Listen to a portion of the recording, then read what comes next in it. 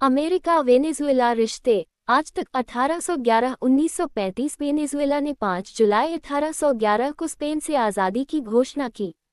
Simone Bolivar, जिन्हें L लिब्रेटाडोर कहा जाता है, ने आज़ादी की लड़ाई का नेतृत्व किया और 1821 की काराबोबो की लड़ाई में बड़ी जीत हासिल की। संयुक्त राज्य अमेरिका दूर से ये सब देख रहा था। 1823 में अमेरिकी राष्ट्रपति जेम्स मोनरो ने मोनरो डॉक्ट्रिन जारी की, जिसमें यूरोपीय ताकतों को चेतावनी दी गई कि वे अमेरिका महाद्वीप से दूर रहें। इससे नए देशों जैसे वेनेजुएला को अप्रत्यक्ष सुरक्षा मिली और वेनेजुएला कॉफी और काकाओ के व्यापार के लिए अमेरिका का अहम पार्टनर बन गया। 1900 के दशक की शुरुआत में अमेरिका का प्रभाव और बढ़ा। राष्ट्रपति थियोडोर रूजवेल्ट ने 1914 में पनामा नहर पूरी करवाई। इस नहर से वेनेजुएला से अमेरिका के पूर्वी तट तक सामान पहुंचाने का समय बहुत कम हो गया। अमेरिकी व्यापारी कराकस और मरकाइबो जैसे बंदरगाहों में बसने लगे। व्यापार शुरू में कॉफी, कोको और अन्य कच्चे माल पर केंद्रित था। 1914 में तेल की खोज ने सब कुछ बदल दिया। लेक मरकाइबो के पास जुमाके नाम का कुआं लगा और वहां से काला सोना तेल निकला। पहले रॉयल डच शेल आई, फिर अमेरिकी कंपनियां भी आ गईं। 1929 तक वेनेजुएला दुनिया के सबसे बड़े तेल निर्यातकों में शामिल हो गया। स्टैंडर्ड ऑयल ने 1920 में क्रियोल पेट्रोलियम नाम की कंपनी बनाई।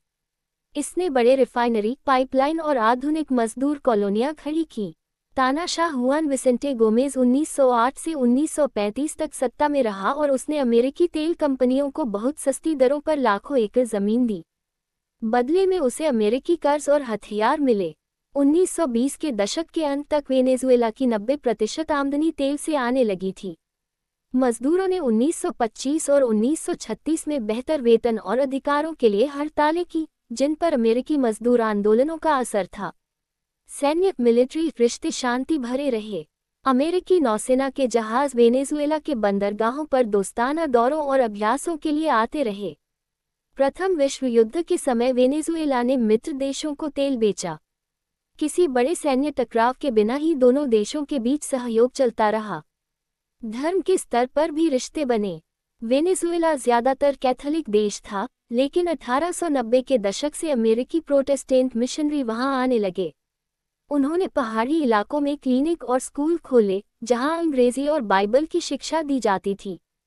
1930 के दशक में विलियम कर्टिस नाम के मिशनरी ने तेल क्षेत्रों में रेडियो पर प्रार्थना और प्रवचन प्रसारित करने शुरू किए।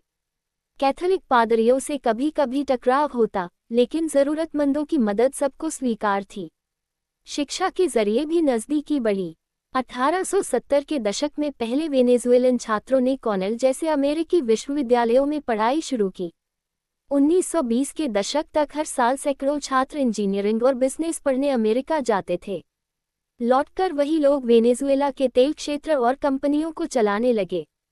इस तरह तेल के बदले ज्ञान का आदान प्रदान होता रहा और रिश्ते मजबूत होते गए।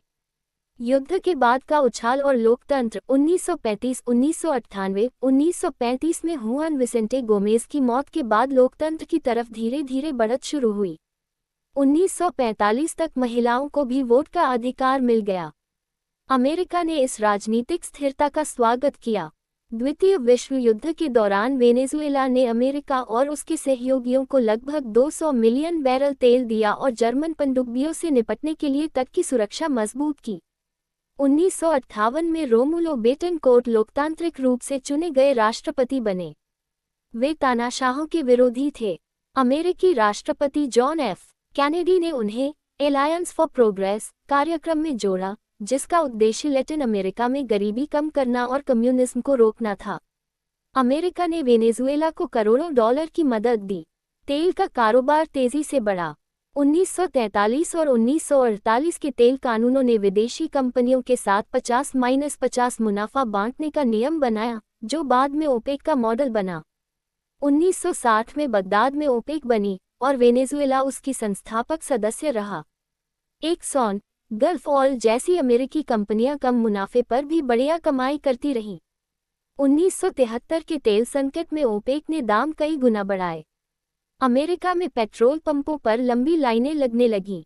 कार्लोस आंद्रेस पेर्स, 1973 में राष्ट्रपति बने और 1976 में तेल का राष्ट्रीयकरण करके पीडीवीएसए नामक सरकारी कंपनी बनाई।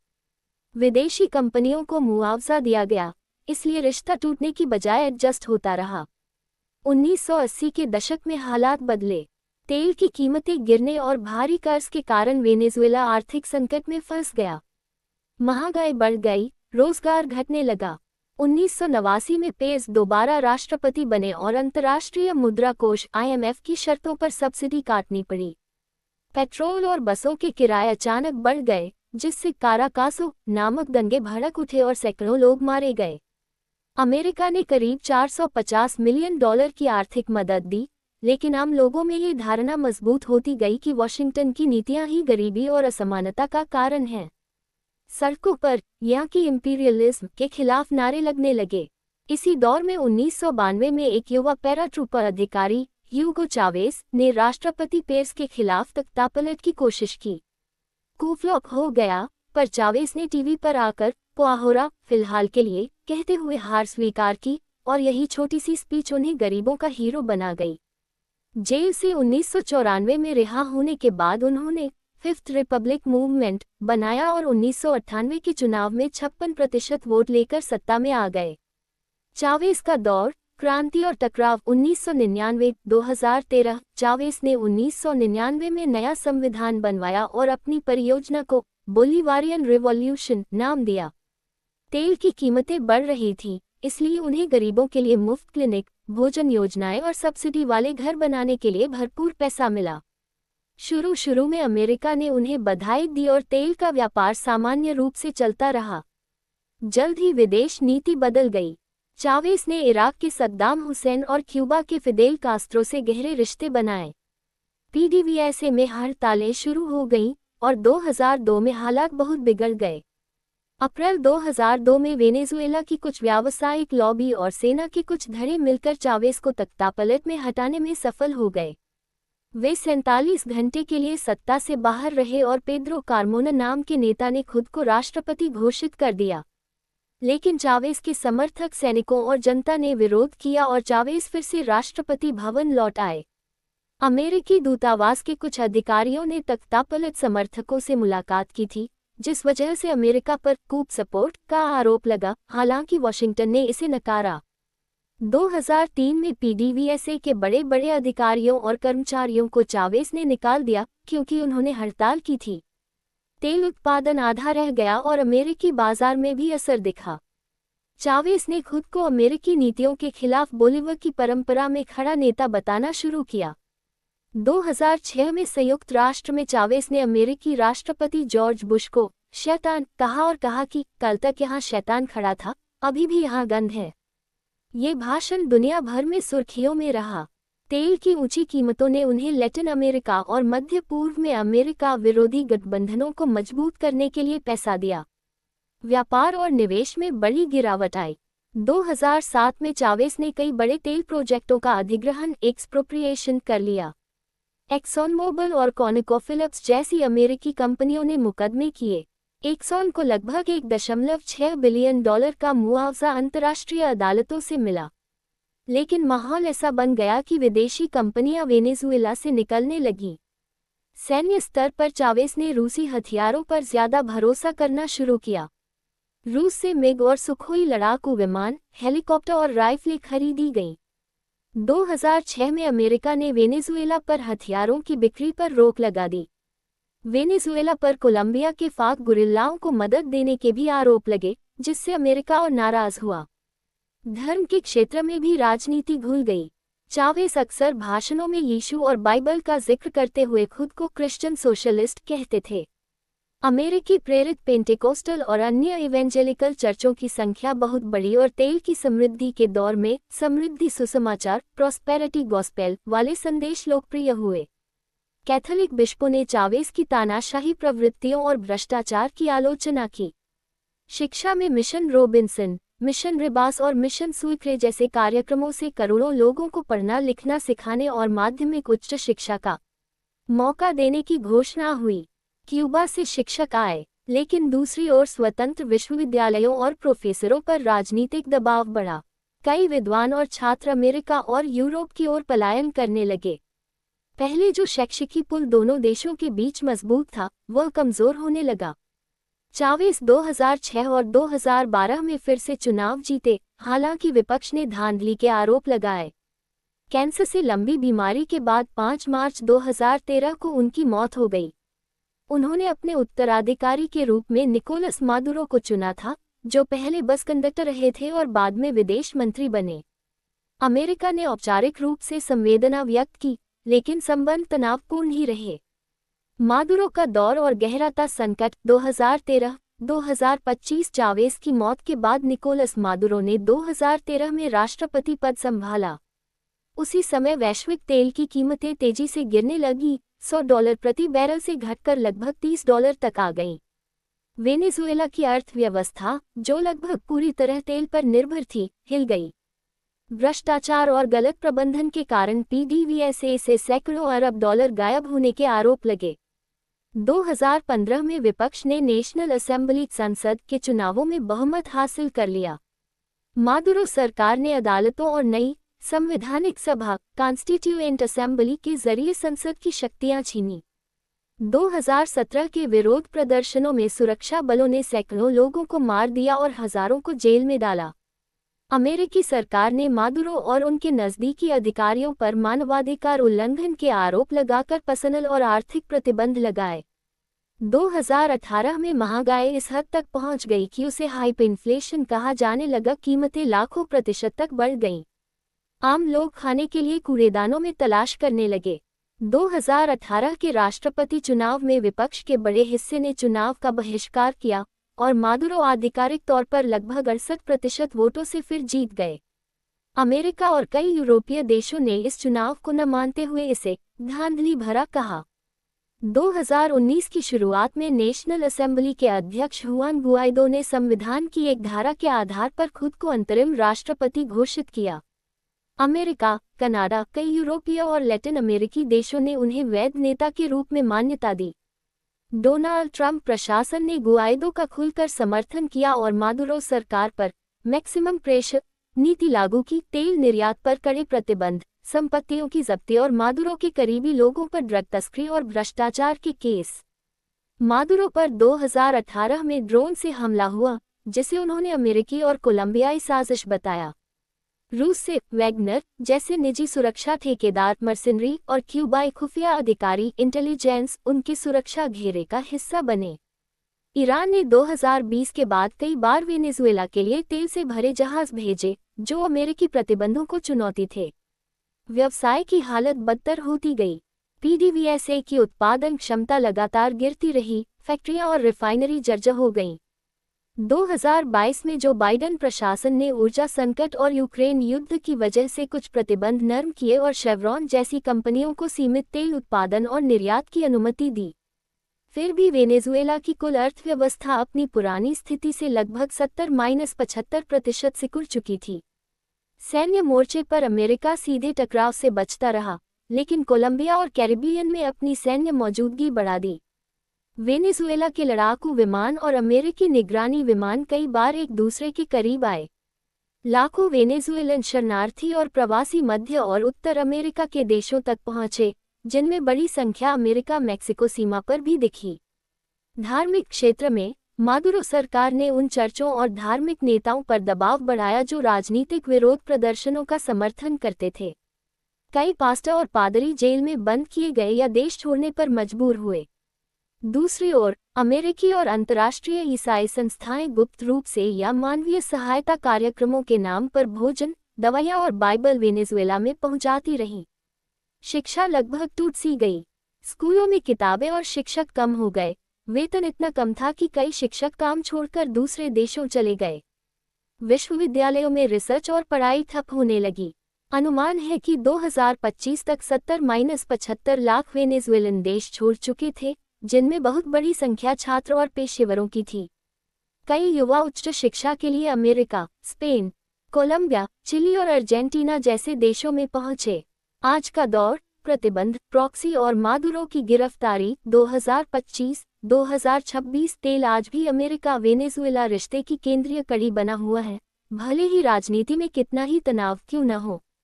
कुछ छूटों और तीसरे देशों के जरिए अमेरिकी बाजार में वेनेजुएलन कच्चा तेल सीमित मात्रा में पहुंचता रहा। इलेक्ट्रिक गाड़ियों और नए ऊर्जा स्रोतों के दौर में भी अमेरिकन कंपनियां जैसे टेस्ला आदि वेनेजुएला और आसपास के इलाकों में लिथियम और दूसरे खनिजों की संभावनाएं देख रही हैं। सैन्य और सुरक्षा स्तर पर अब ये रिश्ता सीधा युद्ध कम और प्रॉक्सी और हाइब्रिड टकराव ज्यादा जैसा दिखता है। रूस वेनेजुएला की सेना को प्रशिक्षण और कुछ हथियार देता है। चीन ड्रोन और निगरानी तकनीक उपलब्ध कराता है। अमेरिका कोलंबिया और अन्य पड़ोसी देशों के साथ ड्रग तस्करी विरोधी अभियान चलाता है और मादुरो सरकार के कई शीर्ष लोगों पर करोड़ों डॉलर के इनाम घोषित करता है। साइबर हमलों और ऑनलाइन प्रोपेगेंडा के आरोप दोनों तरफ से लगते हैं। धर्म और मानवीय सहायता का काम एक तरह से अंडरग्राउंड या राजनीतिक रूप से संवेदनशील हो गया है। अमेरिकी और अंतर्राष्ट्रीय ईसाई तथा मानवीय संस्थाएं लाखों परिवारों के लिए भोजन, दवाइयां और शिक्षा सामग्री भेजती हैं। मादुरो सरकार उन धार्मिक नेताओं और एनजीओ पर कड़ी नजर रखती है जो विपक्ष का समर्थन करते हैं या भ्रष्टाचार की आलोचना करते हैं। शिक्षा के पुल अब मुख्य रूप से प्रवासी और डायस्पोरा के जरिए बने हुए हैं। लाखों वेनेजुएलन छात्र और प्रोफेशनल अब अमेरिका, यूरोप और लैटिन अमेरिका के दूसरे देशों में बस चुके हैं। अमेरिका के कॉलेजों और ऑनलाइन प्लेटफॉर्मों पर वेनेजुएला के छात्रों के लिए विशेष छात्रवृत्तियां और कोर्स चल रहे हैं। ऑनलाइन क्लास और डिजिटल प्रोग्राम उन बच्चों तक भी पहुंचने की कोशिश करते हैं जो अभी भी वेनेजुएला के अंदर हैं, हालांकि बिजली और इंटरनेट की दिक्कत बड़ी रुकावट है। अगर पूरे रिश्ते को समेट कर देखें तो व्यापार और व्यवसाय के स्तर पर अमेरिका ने 20वीं सदी में वेनेजुएला के तेल क्षेत्र को खड़ा करने में बहुत बड़ी भूमिका निभाई। समय के साथ राष्ट्रीयकरण, जब्ती और फिर अमेरिकी प्रतिबंधों ने इस रिश्ते को नुकसान पहुंचाया और दोनों देशों का आर्थिक भरोसा टूट गया। सैन्य स्तर पर वेनेजुएला और अमेरिका कभी द्वितीय विश्व युद्ध और कोल्ड वॉर के शुरुआती समय में सहयोगी रहे, लेकिन चावेज के दौर से वे अमेरिका विरोधी खेमे रूस, क्यूबा, ईरान, चीन के करीब जा बैठे। आज स्थिति यह है कि दोनों सीधे लड़ाई तो नहीं कर रहे, लेकिन एक दूसरे के खिलाफ राजनीतिक, आर्थिक और सुरक्षा मोर्चों पर काम कर रहे हैं। धार्मिक स्तर पर शुरुआत में अमेरिकी मिशनरियों और चर्चों ने स्कूल, अस्पताल और रेडियो के जरिए वेनेजुएला में गहरी जड़ें जमाईं। बाद में समृद्धि और फिर संकट के दौर में इन चर्चों की भूमिका मदद और विरोध दोनों रूपों में दिखी। आज बहुत से धार्मिक समूह सामाजिक न्याय और मानवाधिकारों के पक्ष में आवाज उठाते हैं, जिससे उनका टकराव सरकार से हो जाता है। शिक्षा के स्तर पर कई पीढ़ियों तक वेनेजुएला के प्रतिभाशाली छात्र अमेरिका में पढ़ते रहे और वापस जाकर देश निर्माण में लगे। अब उल्टा हो गया है, बहुत से युवा वापस लौट ही नहीं रहे और स्थायी रूप से बाहर बस रहे हैं, जिससे वेनेजुएला में ब्रेन ड्रेन बहुत बढ़ गया है। और फिर आता है ताज़ा मोड़। 10 जनवरी 2026 को खबर आई कि निकोलस मादुरो को गिरफ्तार कर लिया गया है। अमेरिकी विशेष बलों और वेनेजुएलन विद्रोही समूहों ने मिलकर कराकस के पास स्थित उनके एक सुरक्षित बंकर पर गुप्त ऑपरेशन चलाया। सेना के एक बड़े जनरल के गुट के फूटने और जानकारी देने से यह कार्रवाई संभव हुई। बिना किसी बड़ी गोलीबारी के मादुरो और उनकी पत्नी सिसिलिया फ्लोरेस को हिरासत में ले लिया गया। अब कार्यवाही शुरू हो चुकी है। अमेरिका की अदालतों में मादुरो पर नशीली दवाओं की तस्करी, मनी लॉन्ड्रिंग और नार्को टेररिज्म जैसे आरोप लगाए गए हैं। अंतर्राष्ट्रीय आपराधिक न्यायालय हेग में उन पर मानवाधिकार हनन और हजारों विरोध प्रदर्शनकारियों की मौत के लिए जिम्मेदार होने के मामलों की तैयारी चल रही है। अमेरिका और दूसरे देशों ने उनके और उनके करीबियों की अरबों डॉलर की संपत्तियां जैसे यॉट, प्राइवेट जेट और विदेशी खातों जब्त करने की प्रक्रिया तेज की है। वेनेजुएला के अंदर एक अंतरिम या यूनिटी सरकार बनाने की कोशिशें हो रही हैं, जिनमें विपक्षी दलों, सिविल सोसाइटी और सेना के कुछ हिस्सों को शामिल किया जा रहा है। रूस और चीन जैसे देशों ने इस गिरफ्तारी की आलोचना की है और इसे अमेरिकी दखल करार दिया है। दूसरी ओर तेल बाजार में उथल-पुथल है। कई लोग मानते हैं कि अगर वेनेजुएला में स्थिर, लोकतांत्रिक सरकार बनती है, तो भविष्य में तेल आपूर्ति बढ़ सकती है, पर अभी अनिश्चितता के कारण कीमतें ऊपर जा रही हैं। लाखों शरणार्थी और प्रवासी जो पिछले वर्षों में वेनेजुएला छोड़कर गए थे, अब मिलीजुली उम्मीद के साथ यह सब देख रहे हैं। कुछ लोग वापसी की सोच रहे हैं, तो कुछ इस बात से डरते हैं कि मादुरो की समर्थक मिलिशिया और आपराधिक गिरोह बदला लेने के लिए हिंसा कर सकते हैं। आगे की स्थिति पर बहुत कुछ निर्भर करेगा। मादुरो के मुकदमे में क्या खुलासे होते हैं, रूस और चीन कैसे प्रतिक्रिया देते हैं, और अमेरिका तथा क्षेत्रीय देश वेनेजुएला के पुनर्निर्माण में कितनी मदद करते हैं। इस तरह 200 साल से ज्यादा की इस कहानी में अमेरिका और वेनेजुएला के रिश्ते, आज़ादी की शुभकामनाओं, तेल के सुनहरे दौर, ठंडी जंग की दोस्ती, चावेज की क्रांति, मादुरो के संकट और अब उनकी गिरफ्तारी जैसे मोड़ों से गुजरते हुए आज यहाँ तक पहुँचे हैं।